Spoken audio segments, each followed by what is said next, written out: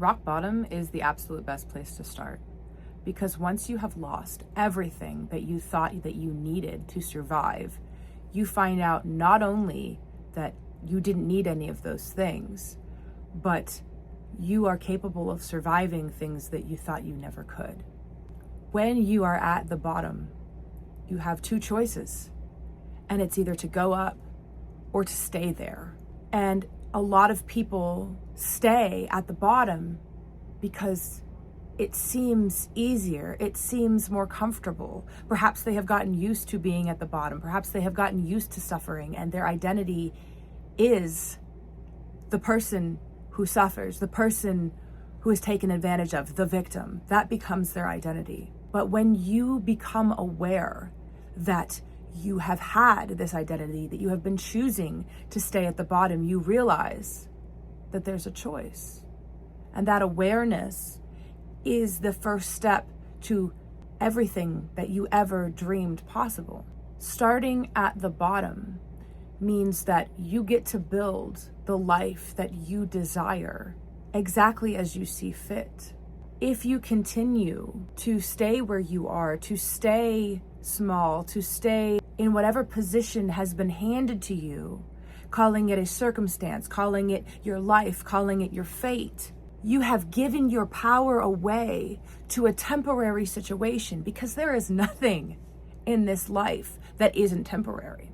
The life itself is temporary.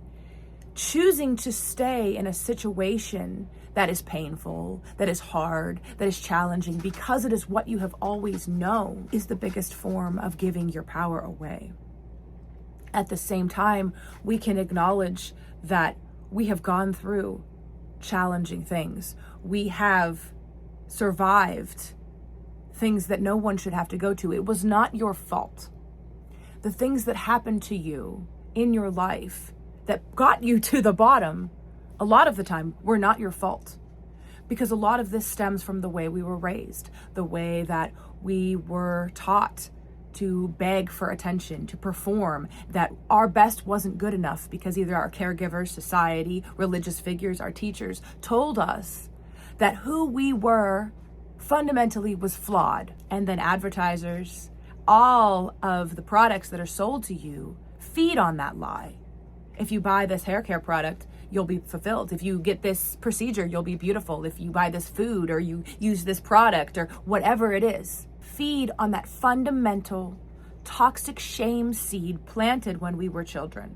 And that is not an easy thing to overcome, but it is possible. And not only is it possible, it is the only way to get out of the bottom, to stop having these cycles of crash and burn, where each time burn seems a little lower. Maybe the bottom seems a little lower. But when you have decided that this bottom is the lowest you will ever go, that you have made a choice. That doesn't mean that life will be easy. That doesn't mean that challenging things won't happen to you. That doesn't mean that your feelings stop existing.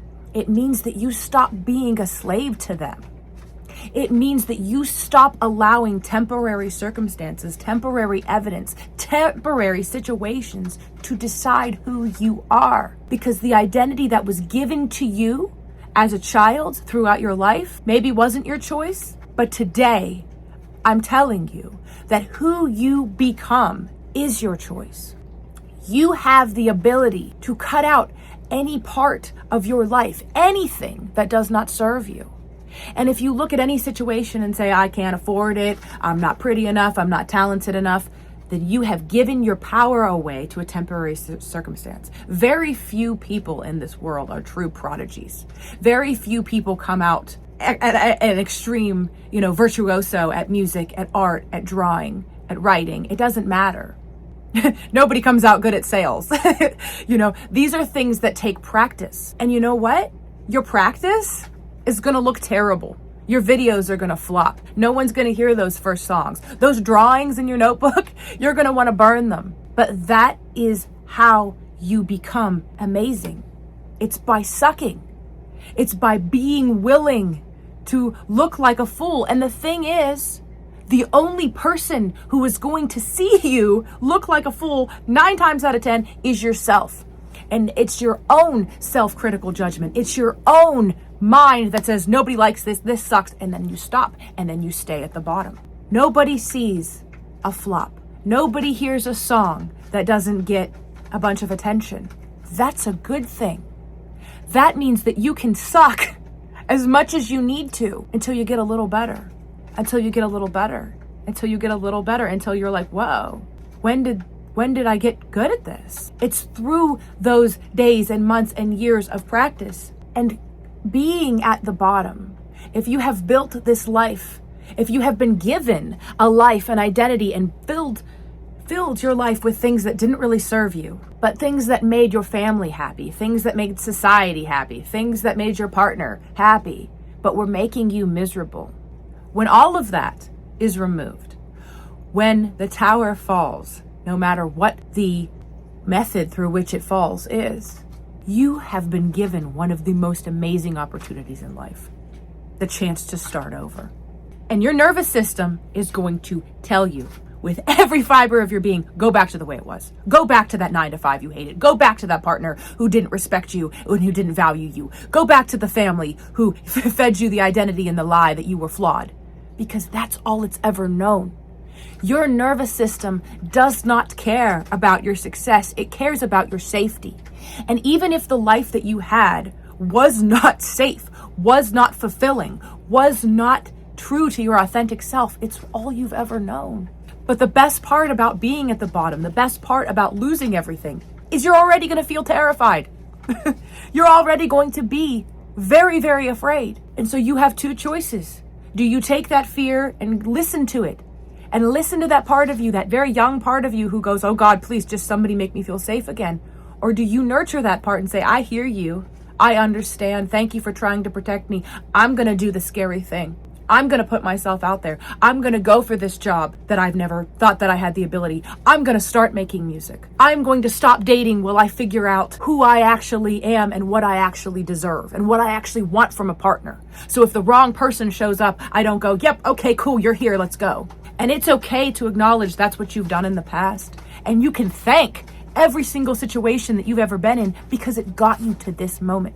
It got you to the chance to start over. And it does not matter how old you are. This has nothing to do with age. You could be 80, you could be 18.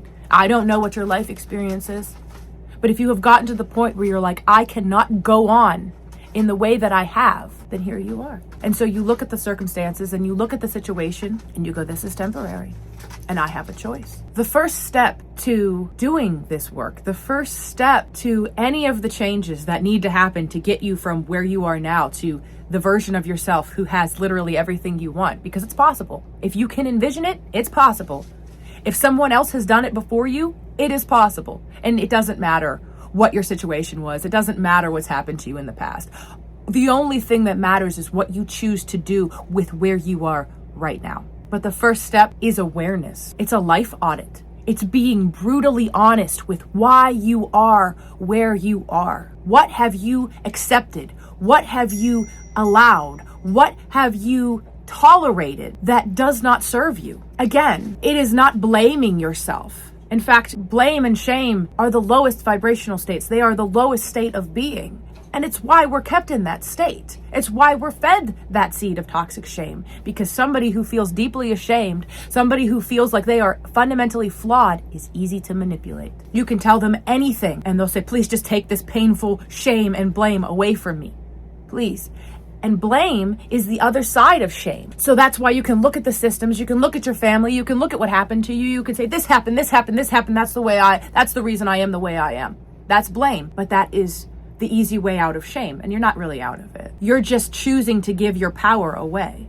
You are choosing to say, this thing that happened to me is more powerful than I am. And I'm here to tell you that's not true. You, as a human being, have both the hallmarks of a natural animal being from this earth and the ethereal, magical, whatever you want to call it, creator power of the divine. You are of both. And in that, You can let your animal instincts drive you, or you can come back to awareness, conscious awareness, and go, oh my God, I've had a choice. And there is grief. There are emotions that you will feel through all of this. Being at the bottom means finally feeling all of those feelings that you have never allowed yourself to feel, the real ones. The anger for staying in places that you knew you deserved better. The grief of not having the parents who loved and nurtured you like you deserved. The sadness of looking at the years, I'm not going to say wasted, but spent somewhere you did not belong. Those feelings are all valid. Every single one of them. Every single feeling you have is a valid feeling. The first thing in awareness is when you feel a feeling, to become aware of it and to allow it to be there, to stop shaming yourself about it. Your feelings are part of that animal nature and they are allowed to be there. You don't have to act on them. You don't have to let them guide your decisions. You don't have to be that emotion. You're not angry, you feel anger. Anger is visiting. Anger is an emotion. It is an energy in motion that is there to tell you a boundary has been crossed. What is the boundary? Maybe it's multiple. Maybe you never had any boundaries. Maybe you were taught that having boundaries as a child was unsafe. You're not a child anymore. You're an adult. And when you begin setting boundaries with people who never allowed you to have boundaries in the past, or who didn't like that you had boundaries in the past, they're going to get upset. And that's where that awareness, that's where that choice comes in. If you continue to allow that person who has previously determined who you are to have that control, you cannot change. That's why total loss of people, things, relationships, jobs, it can seem like the worst thing, or it can be the best thing that has ever happened to you. That in itself is a choice. The way that you look at any situation, the judgment that you place onto any situation is a choice. And it is a completely human thing. A hawk doesn't judge itself as a bad bird for eating a songbird. It's doing what it needs to do to survive. We are the one who places a judgment, oh, that poor songbird. But does the hawk not deserve to survive? When you take the life audit, you need to become brutally honest. You need to look in the mirror, metaphorically, and take complete stock of who you think you are, what you think you're good at, what you think you deserve. And ask yourself, if you were sitting across from your best friend, from your partner, from somebody you truly love, would you say those same things about them? That they aren't worthy of love, that they aren't worthy of success? So why do you say it about yourself? You are worthy of love. You are worthy of success. But no one's going to just give it to you. This life is not fair. That doesn't mean that you can't create something absolutely beautiful out of destruction. In fact, that's part of the cycle. Destruction breeds creation. We cannot just create, and have no destruction because there's no room. It's like trying to put a brand new couch in a room with a ratty old couch. It can't happen. It doesn't matter how much you love the couch. It doesn't matter how well the couch has served you. It's got holes in it. It's falling apart. It stinks. Get it out. And it doesn't matter how you get it out, but if you want the brand new beautiful couch, you have to take the old one out. It's also understanding that sometimes we have to sit, not necessarily in the bottom, but in the empty space. Things don't show up immediately. We have to become the version of ourselves who deserves those things before they show up, or we're going to keep accepting things from the past because it is more comfortable, because it is more safe for our nervous system, even if it genuinely makes us miserable. It is easier to stay miserable than it is to face the reality that you are the only person who can change, that you are the only person who will ever be able to save yourself, ever. You could have the world's best therapist, the world's best relationship, the world's best job, the world's best house. And if you believe that you aren't worthy of it, if you feel ashamed, if you feel guilty, if you feel unworthy, then not only will you not be able to accept those things, you will lose them. Because we get what we are, not what we want. Everything works as a torus field. That means what you send out comes back to you, often multiplied. And if you have been sending out signals that I don't deserve this, that I'm not good enough, that I'm broke, I'm poor, I'm ugly, that's the mirror that's going to come back to you. Not because any of those things are true, because they aren't. They are not objectively true. There is no objective reality. There cannot possibly be an objective reality through the eyes of a human being. There is no such thing as an unbiased person. Everyone develops preferences and decisions and biases based on their lived experience. We even give that bias to AI systems depending on who programs them and the data sets they're fed on. It is nearly impossible to come across anything that has been created by humans to make judgments that doesn't make judgments. It is the lower animal nature of the human consciousness, is to judge things. But to become aware that you are judging things, and to either become more neutral or decide that everything always works out for you. That losing that job that you actually hated was probably the best thing that could have ever happened to you, even if you feel fear about what comes next. Because now you can either go back to another job that you hate, or you can go, I'm finally going to open this business. I don't know how, but we live in the best time to exist that has ever existed. You can get on YouTube right now and find hundreds of ideas of businesses you can open with little to no money, with little to no experience. Most businesses don't fail because they fail. Most businesses fail because people stop before the results show up. You wouldn't go to the gym 2 days and go, I don't have any muscles yet, and stop. But we do that with so many other aspects of ourselves, of skills and abilities and everything that takes time and repeated effort. The decision to become different, the decision to leave hell, is the decision to stand up and realize that you have been choosing to sit in the flames. And you don't have to do that anymore. But to get out, you have to walk through the flames. You have to face everything that you have never faced before. You have to become so brutally honest with yourself that you have no choice except for to go, I don't want to be like this anymore. I want to be successful. I deserve to be successful. So what would a successful person do? Holding on to things just because they have been around for a long time is not love. It is attachment. Attachment is not love. Attachment and love are two very different things that have been completely conflated in our society. Letting go of things that no longer serve you is a radical act of self-love. People around you will likely not understand it. You will feel grief. You will feel a lot of emotions, sadness, and it's okay. It's okay to cry, even if it's clothing that no longer serves you. People become attached to a lot of things because they are so desperate to fill what that void in their heart is telling them. And the void isn't any object, it isn't any person, it isn't anything except for the relationship with yourself, except for the relationship with the divine nature of true love that is within you.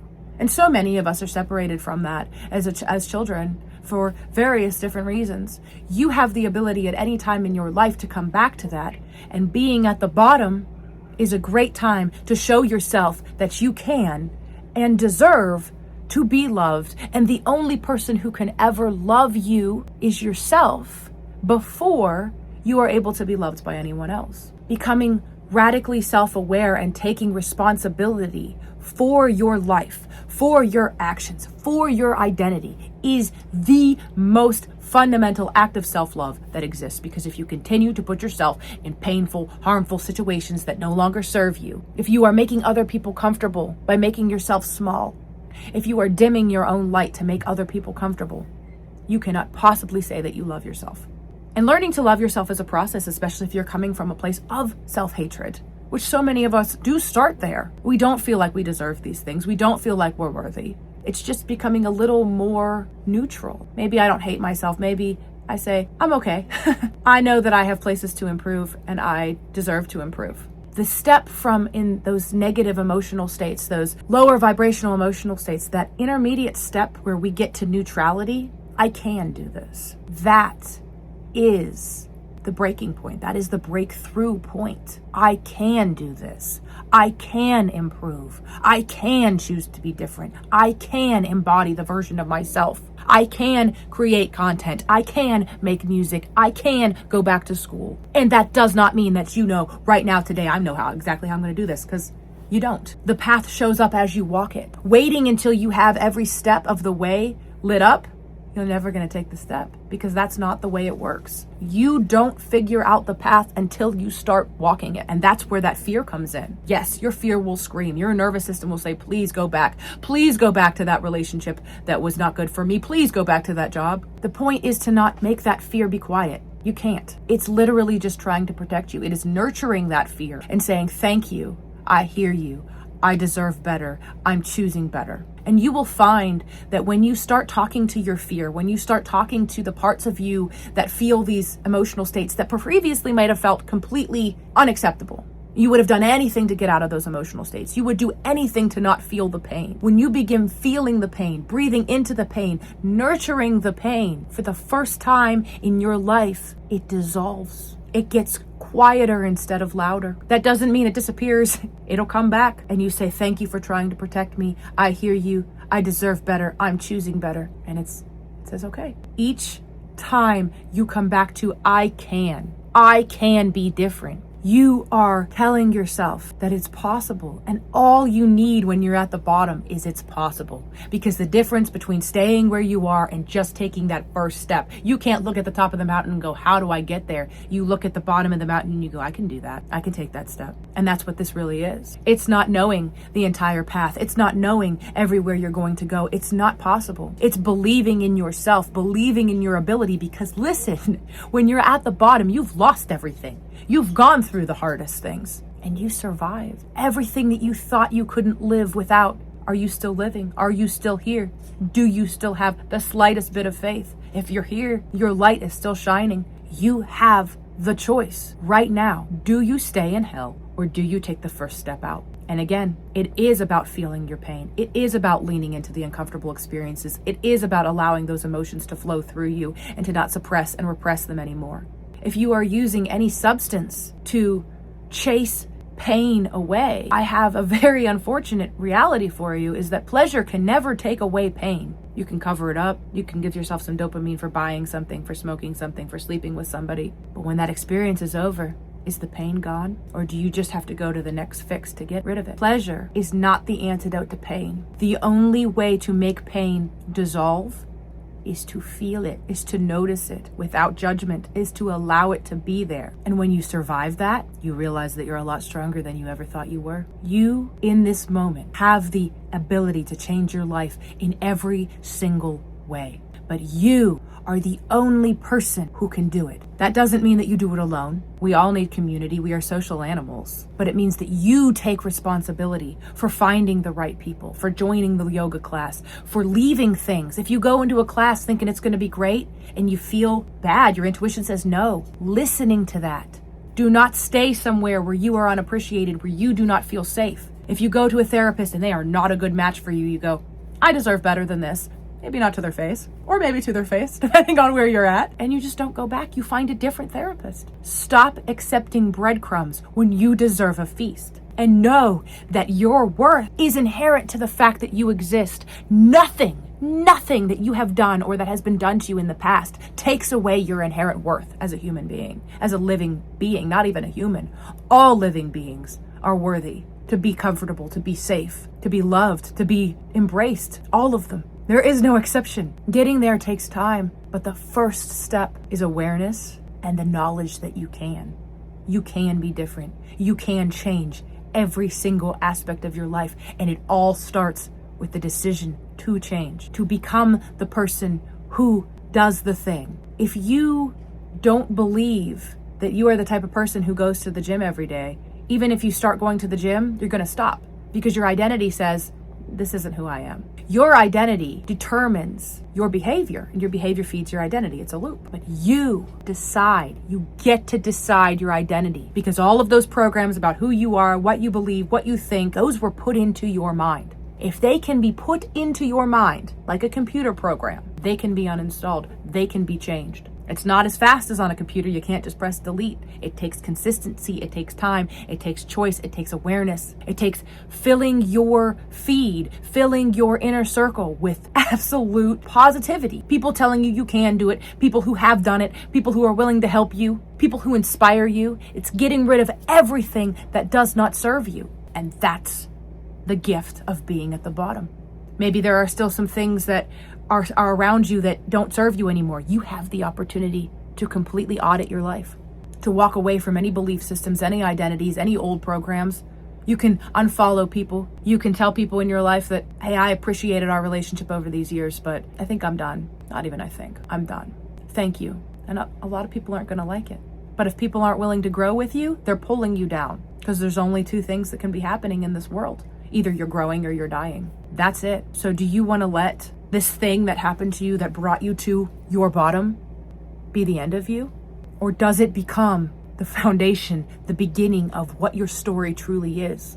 Do you decide right now that I am worthy and I deserve success, and I will not take any temporary situations as evidence that I'm not? Rejection is redirection. Failure doesn't exist. The only way to fail is to stop. And the feedback at first, you might not get any. And the feedback at first, you might suck. And that business you open might not have any sales. But if you keep going, if you take that evidence and you make small changes, incremental changes, you'll start to see over time things shift. Because that core identity of the deserving being is inside of you, that creator. Every single thing you see, every single thing was created from a thought. There is not a single thing that human beings have created that they didn't first think of, whether they discovered it or created it. So whatever you think, if it is possible within the laws of physics, then it is possible. It can be done. You don't have to know how. Edison failed 9,000 times creating the incandescent light bulb. Did he stop? That 10,000th try was the successful light bulb. If he had taken any of the previous failures as a signal that he should stop, who knows how would we be lighting our homes? But he didn't. Every single attempt and response, it's not even a failure, attempt and response is a data point. Every single flop is experience. Every single drawing that you wouldn't show to anybody is another step in your journey to being the world-renowned artist that you desire to be. There's no way to fail but for to stop. And so you take this moment, wherever you are, what has ever happened to you in your life, you take this moment to say, I can change. I can be different. I can be successful. Jung said that life begins at 40. Everything before that is just practice. So if you're after 40, then you're in your life. And if you're before 40, you're just practicing. Nobody has it all figured out when they start. That's not what starting is. Starting is taking the first step and believing that it's possible. And I believe in you. Because if I can do it, if I know people who can do it, if my mentors can do it, if the people that I aspire to be like can do it, so can I. And if I can do it, so can you. You are worthy of every single righteous desire of your heart. But the only person who can ever start the journey of getting those things is you. What are you avoiding? Look at it. Write down who you think you are and what you think you deserve, and what the version of yourself who has everything is, who they think they are and what they deserve. How do you become that person? What do you need to do? And then take one action a day. 1%. You can't fix everything overnight. What you can do is take 1%. Is take one step. If that means watching a YouTube video and taking notes, then you've done something. And don't you discredit any single step, no matter how small, because that is progress. And as long as you keep going, you will be successful. So rock bottom is the best place to start, because now you have the chance to build the life that you truly desire. What do you do with it?